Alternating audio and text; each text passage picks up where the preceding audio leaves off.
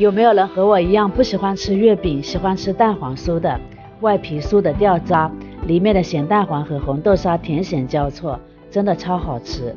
步骤简单明了，一看就会哦。这个配比可以做16个蛋黄酥，咸蛋黄喷白酒去腥，180度烤4分钟，这样微微冒油就可以了。红豆沙选了低糖的，也是分成16个，每个20克，再用豆沙包裹住咸蛋黄。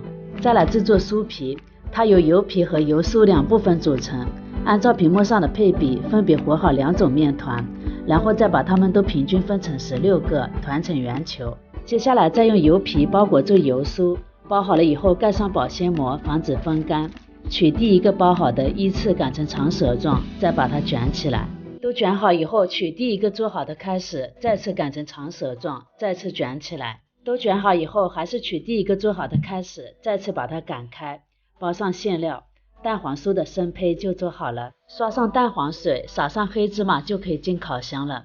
烤箱提前预热，上下火170度烤40分钟，然后180度再烤10分钟就可以出炉了。可以装到盒子里，吃的时候更加方便，送给亲朋好友也是非常不错。